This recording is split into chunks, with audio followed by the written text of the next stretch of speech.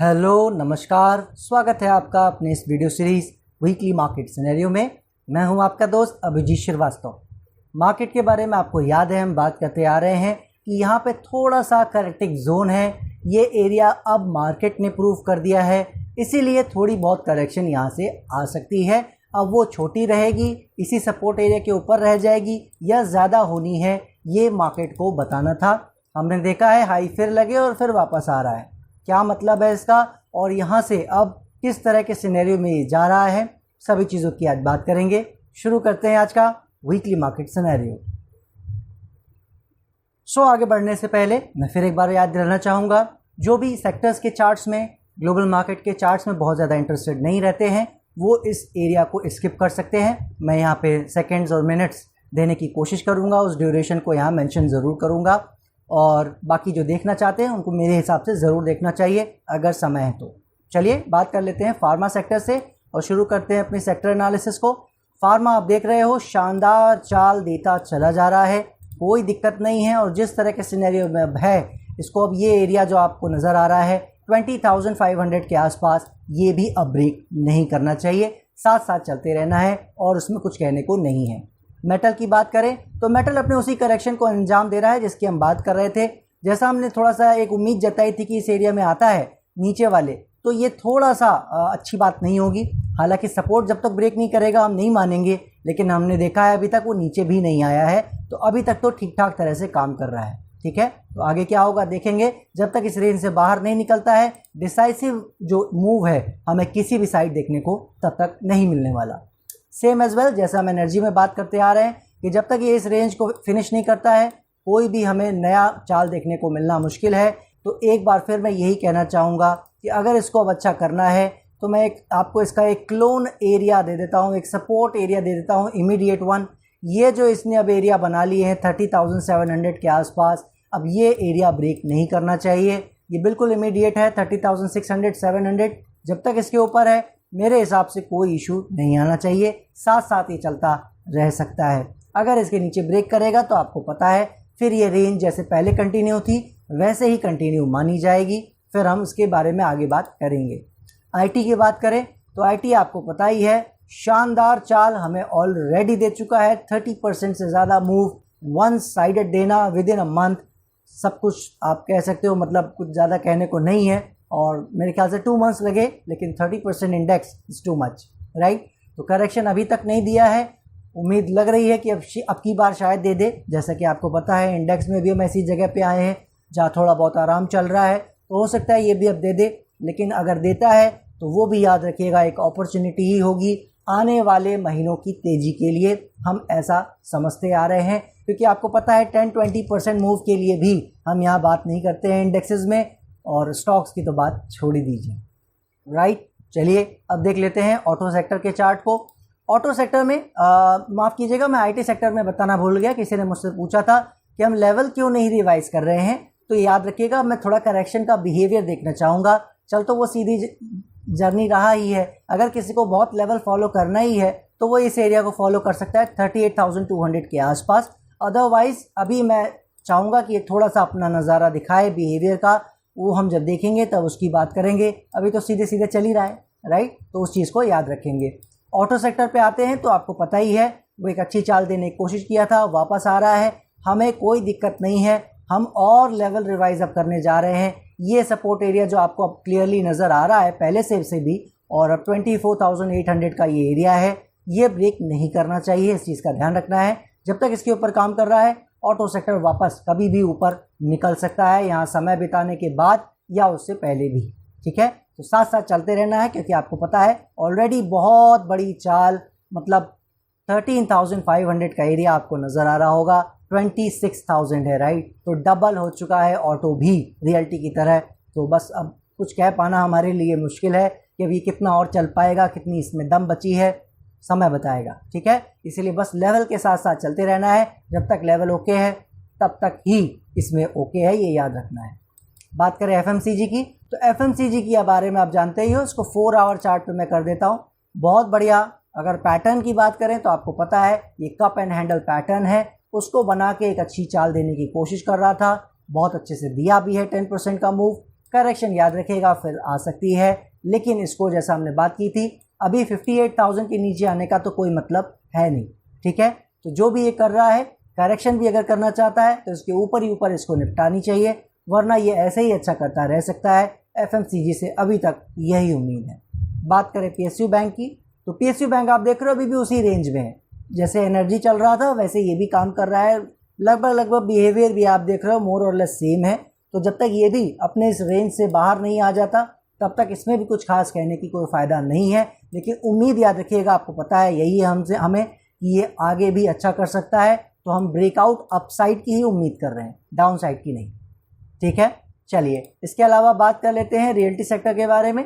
Realty आप देख रहे हो वो भी वही सपोर्ट के ऊपर थोड़ा बहुत करेक्शन कर रहा है। फिर वही बात है, ये भी ऑटो की तरह है, पता ही है आपको, मतलब ये तो 3 टाइम्स ऑलमोस्ट हो गया है, अगर मैं ठीक से जोड़ पा रहा हूँ ऑलमोस्ट 3 टाइम्स हो चुका है, राइट। तो बहुत ज़बरदस्त चाल दी है, करेक्शन कभी भी कर सकता है, याद रखिएगा कहीं से भी कर सकता है, सपोर्ट के साथ साथ चलते रहना है। तो कुल मिला के सेक्टर्स आप देख रहे हो थोड़ा बहुत आराम करते नज़र आ रहे हैं, लेकिन पॉजिटिविटी में कमी कहीं किसी भी तरफ हमें देखने को नहीं मिली है, बावजूद इसके कि कुछ फॉल भी हमें देखने को मिला है मार्केट में, और प्रोबेबली मंडे ट्यूसडे में भी कुछ फॉल देखने को मिल सकता है। तो चलिए ग्लोबल मार्केट को देख लेते हैं। डाउ जोन्स पे अगर आते हैं और वहाँ की चार्ट को देखते हैं डेली चार्ट पे, तो आपको नज़र आ रहा है वहाँ पे वो ऊपर यहाँ पे समय बिताता नज़र आ रहा है। काफ़ी ज़बरदस्त फॉल इसने हमें दिया है लास्ट 2 सेशन में। क्या रीज़न है क्या नहीं हमारे लिए वो मैटर नहीं करता है, मेन चीज़ मैंने आपको पहले ही बता दिया था। अच्छा, इसे अगर अभी करना है इमीडिएटली आने वाले हफ्तों के लिए, महीनों के लिए, तो इसे ये इमीडिएट सपोर्ट 39,000 का ब्रेक नहीं करना चाहिए। अभी तक तो किया नहीं है, तो अभी कुछ ज़्यादा पैनिक करने की ज़रूरत नहीं है। शार्प फॉल आ रहा है तो बिल्कुल हमें थोड़ा सा अवेयर रहना है, लेकिन लेवल ध्यान देते रहना है। ठीक है, नैस्डैक की बात करें तो वो ज़बरदस्त फॉल दिखाता नज़र आया है, और वो हम पहले से बात कर रहे हैं कि उसमें करेक्शन ना पहले हुई थी ना अब हो रही है। अब ये थोड़ा सा ठीक ठाक करेक्शन कर रहा है, तो उम्मीद यही है सपोर्ट एरिया जैसा मैंने आपसे कहा था 17,800 के ही आसपास है, ब्रेक नहीं करना चाहिए, साथ साथ चलते रहना है, देखते रहना है क्या कर रहा है। रसल मैंने आपसे कहा था ऊपर की ओर निकल गया है, अब वापस नहीं आना चाहिए। ये कल वाली कैंडल मुझे पसंद नहीं आ रही है, टू बी वेरी ऑनेस्ट। ये जो फॉल आया था बड़ा कैंडल, ये तो फिर भी ठीक था, मगर ये वापस रेंज में आने की कोशिश कर रहा है।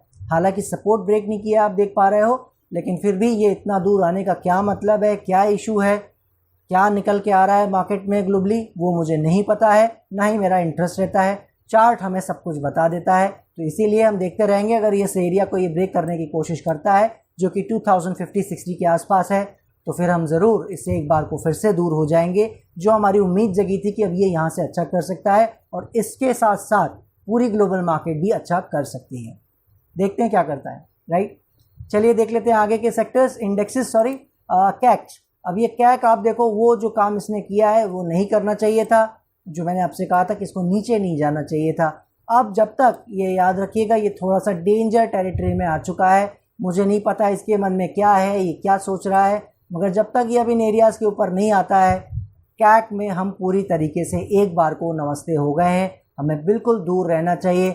हम लोग कोई ट्रेडर नहीं है उसमें, बट किस तरह से हमारी सोच काम करनी चाहिए, हम लोग यही एजुकेशनल पर्पस के लिए यहाँ पे बातें करते हैं, राइट। तो बिल्कुल कैक में हमें दूर रहना चाहिए।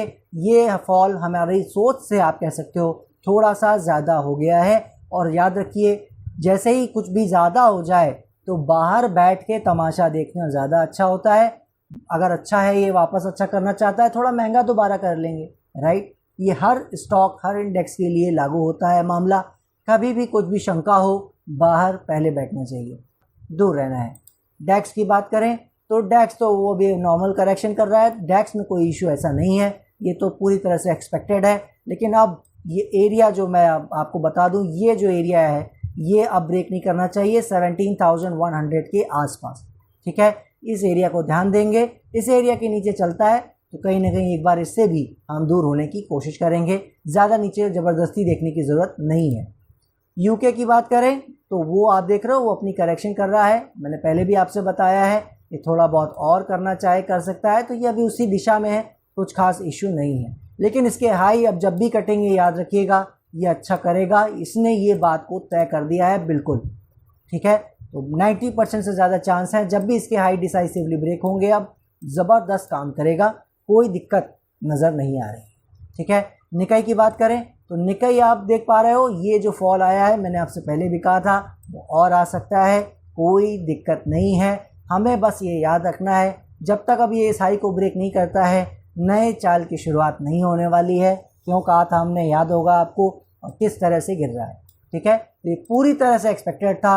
लास्ट के 2-3 वीक्स के वीडियो आप देख लोगे, पता लग जाएगा कि क्यों एक्सपेक्टेड था। ठीक है, तो चलते रहना है, साथ साथ देखते रहना है। ओवरऑल याद रखिएगा व्यू हमारा बहुत बुलिश है निकाई में, लेकिन अभी वो करेक्शन का आराम का समय है। ब्राज़ील की बात करें तो वो भी आराम का समय है, उसका चल रहा है। तो जब ये पार करेगा हम देखेंगे। इसमें भी ये बात क्लियर हो चुकी कि जब भी इसके हाई कटेंगे वो एक कन्फर्मेशन मिल जाएगी 100% टाइप की हमें, कि ये बहुत शानदार फिर चाल देता नज़र आएगा। लेकिन उससे पहले भी हमें मौके मिलेंगे, हम बात करेंगे उसकी। ठीक है, तो ओवरऑल अगर इधर हम इंडेक्सेस को देखें तो थोड़ा बहुत फॉल इस वीक गहराता नज़र आया है ग्लोबल स्टॉक मार्केट में। और अगर डॉलर इंडेक्स को देखें तो डॉलर इंडेक्स जो है वो अपना ठीक ठाक काम कर रहा है, यानी दोनों ही गिर रहे हैं, आप देख रहे हो। जबकि इसके बढ़ने पे प्रॉब्लम आती है, ये भी गिर रहा है, वहाँ भी गिरावट आ रही है।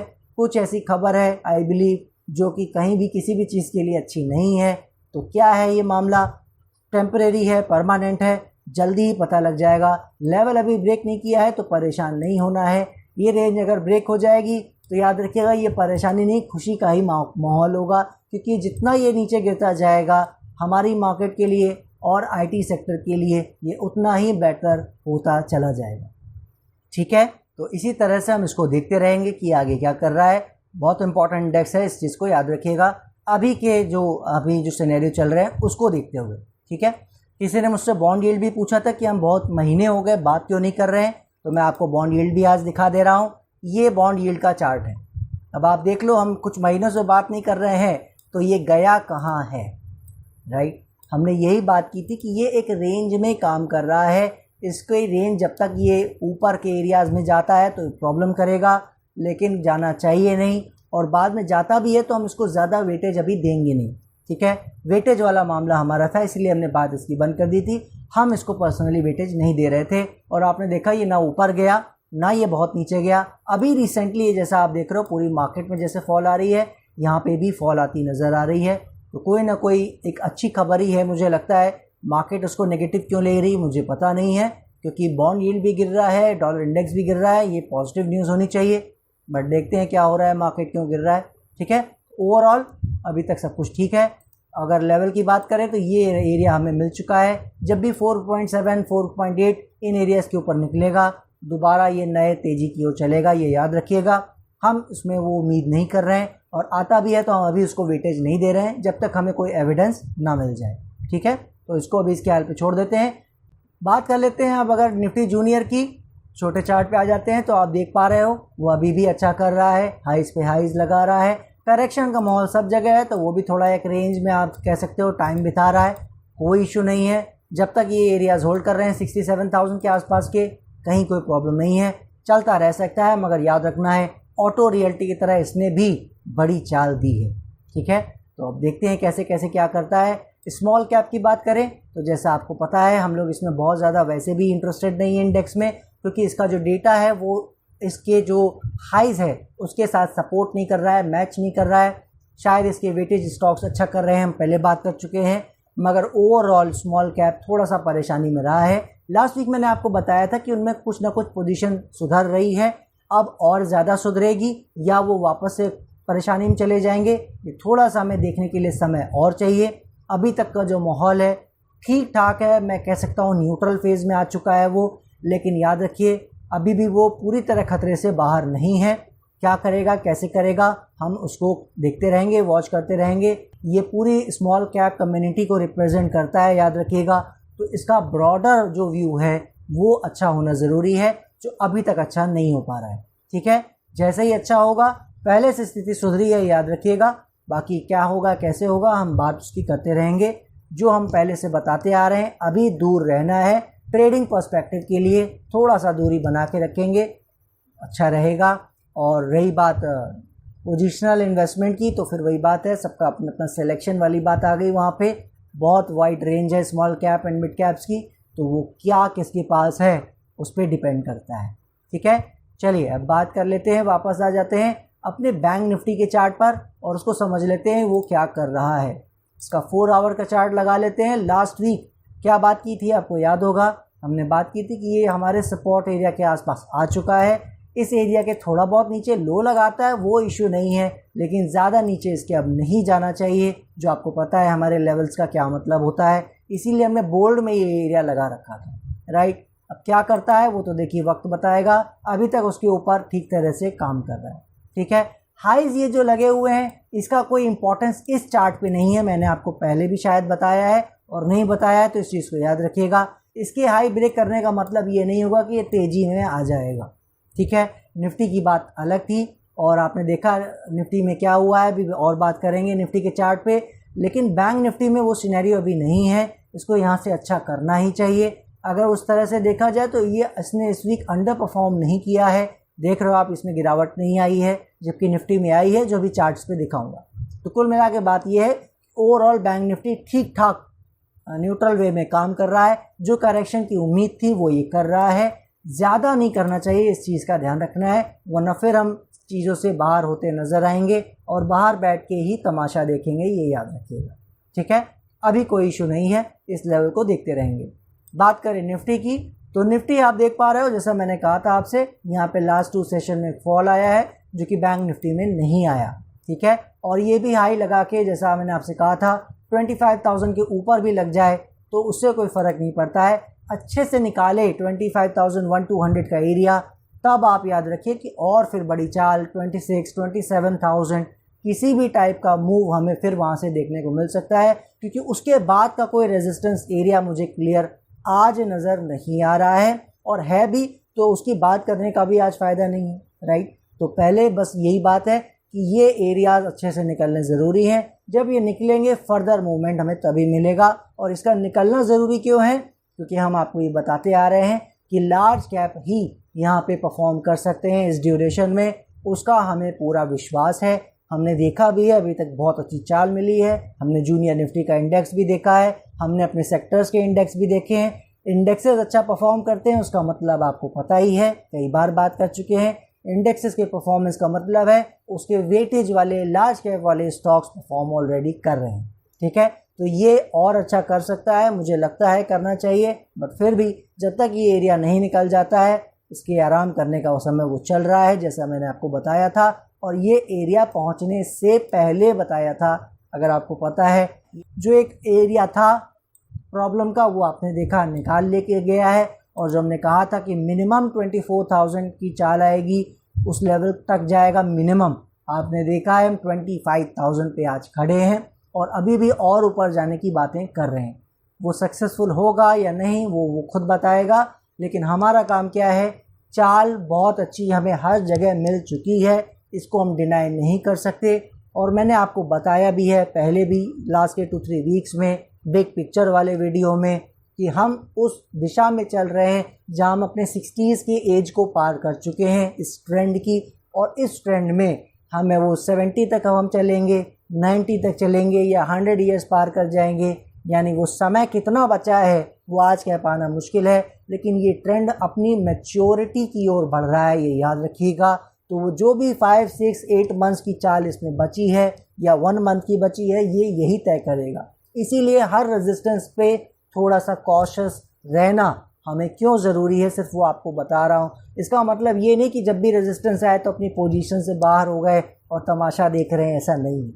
ठीक है, इसका सिर्फ मतलब यही हमेशा रहा है कि जब भी ऐसे मौके आते हैं, अगर कहीं प्रॉफिट अच्छा आ रहा है उसको ट्रिम करना चाहिए, कोई नई अपॉर्चुनिटीज़ मिल रही है हमें वहाँ ट्राई करना चाहिए। इस तरीके से जो ये मैनेजिंग है वो अब ज़्यादा इम्पॉर्टेंट हो गई है। इन्वेस्टमेंट के बारे में तो लास्ट 2-3 मंथ से हम बात करते आ रहे हैं, स्मॉल कैप में ट्रिमिंग, लार्ज कैप में शिफ्टिंग, और बहुत सारी बातें हमने की है।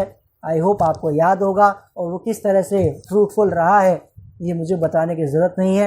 आपके थैंक यू जो मुझे मिलते रहे हैं, बस उसमें यही कहना चाहूँगा। आपके थैंक यू से याद आया कि अगर आप हमें थैंक यू बोलते ही हैं तो एक रिक्वेस्ट यही है कि आप हमारे YouTube वीडियो पे कमेंट सेक्शन में लिख के बताएं, ताकि औरों को भी पता लगे। ऐसा ना हो कि मैं खुद ही अपने आप को बता रहा हूँ, कि थैंक यू भेजा है कि नहीं भेजा है, राइट। तो प्लीज़ हो सके अगर आपको ये वीडियोस पसंद आ रहे हैं, हमारा एनालिसिस आपको पसंद आ रहा है, तो इसको प्लीज़ आप कमेंट सेक्शन में लिख के बताएं कि आपको कैसा लगा, क्या सुधार की ज़रूरत है, और शेयर दूसरों से करना मत भूलिएगा।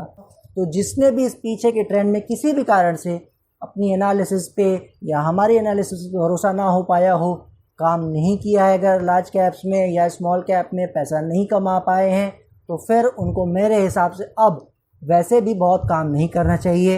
ये थोड़ा सा उस तरह का मार्केट है, लेकिन जिसने पहले से काम किया है और पैसा कमाया है उसके तो काम करते रहने का समय है। वो ऊपर जो थोड़ा बहुत लॉस होगा, जब भी रिवर्सल होगा, वो कॉस्ट हमें देनी पड़ती है, क्योंकि ये कहाँ रुकेगा कारवां, याद रखिए ये कोई नहीं बता सकता। ये 32,000 भी जा सकता है और ये यहीं भी रुक सकता है, ठीक है। तो वो हम चाल ना मिस करें, ऊपर का थोड़ा लॉस देना बनता है अगर हमने पहले से भी बहुत प्रॉफिट किया है, ठीक है। तो इस चीज़ को इस नज़रिए से देखें, यही बस मैं आपको बताने की कोशिश कर रहा था। आशा करता हूँ मैं अपनी बात आपके सामने रख पाया हूँगा। कहीं कोई इश्यूज़ है, कोई स्टॉक के बारे में आपको नहीं पता लग रहा है कि उसके इमीडिएट सपोर्ट कौन से हो सकते हैं जिससे हम जल्द से जल्द निकल सकें, या थोड़ा सा डीप करेक्शन भी आए तो हम उसको कहाँ तक उसको होल्ड कर सकते हैं, ऐसे लेवल आपको पता है। शॉर्ट टर्म लेवल होता है, इमीडिएट वाले के लिए इमीडिएट सपोर्ट होता है। तो जो भी आप जानना चाहते हैं, हमारे टेलीग्राम ग्रुप और चैनल का जो लिंक है डिस्क्रिप्शन में दिया हुआ है, फ्री ऑफ कॉस्ट है, आप उसे ज्वाइन कर सकते हैं। वहाँ हम स्टॉक्स की बात करते हैं। सो आराम का समय है, इसको आराम करने दीजिए, कोई इशू नहीं है। स्टॉक स्पेसिफिक ध्यान देंगे, अच्छा रहेगा। निफ्टी के लिए लेवल्स हमने ऑलरेडी आपको पता ही है, दे रखे हैं। जब तक ये 24,200 का एरिया लाइव है, कोई इशू नहीं है, करेक्शन ज़्यादा बढ़ने वाली नहीं है, ठीक है। बस मैं यही कह सकता हूँ। तो जो होगा फिर उसकी बात हम करते रहेंगे। दीजिए मुझे इजाज़त, नेक्स्ट वीक फिर मिलेंगे। तब तक के लिए जय हिंद, जय भारत।